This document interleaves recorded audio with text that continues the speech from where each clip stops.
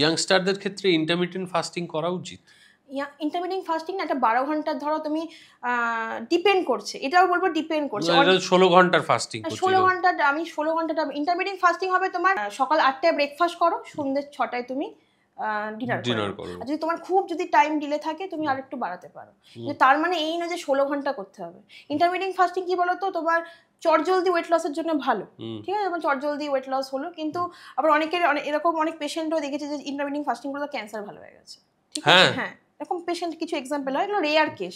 কিন্তু তোমার ডিপেন্ড করছে, এখানেও বলবো তোমার মেডিকেল হিস্ট্রি, মেডিকেল ব্যাকগ্রাউন্ড। তোমার যদি আলসার থাকে, তোমার যদি অ্যাসিডিটির সমস্যা থাকে, তুমি যদি ইন্টারমিডিয়েট ফাস্টিং করো, তোমার ওইটা আরো বাড়বে, ঠিক আছে। তোমার যদি সুগারের মেডিসিন, তোমার ধরো ইনসুলিন চলছে, তোমার 3খানা করে তোমার মেডিসিন খাচ্ছ তুমি, ধরো মেটফর্মিন, তুমি ইন্টারমিডিয়েট ফাস্টিং করলে তোমার কিন্তু সুগার ফলার চান্স আছে, ঠিক আছে। তোমার হয়তো শরীরে কোনো রোগ নেই, তুমি চাইছো খুব বেড়ে গেছো বা মোটা হয়ে গেছো, ওবেসিটি, বা এরকমও হয় যে অনেকে আছে যে কোনো একটা প্রজেক্ট, যে তোমাদের ব্যাকগ্রাউন্ডে অনেকেই আমার থেকে নেয়, বলে একটা রিসেন্ট প্রজেক্টটা আমাকে খুব তাড়াতাড়ি রোগা হতে হবে, আমাকে প্লিজ ইন্টারমিডিয়েট করে দিলে ভালো, তখন আমি বানিয়ে দিই।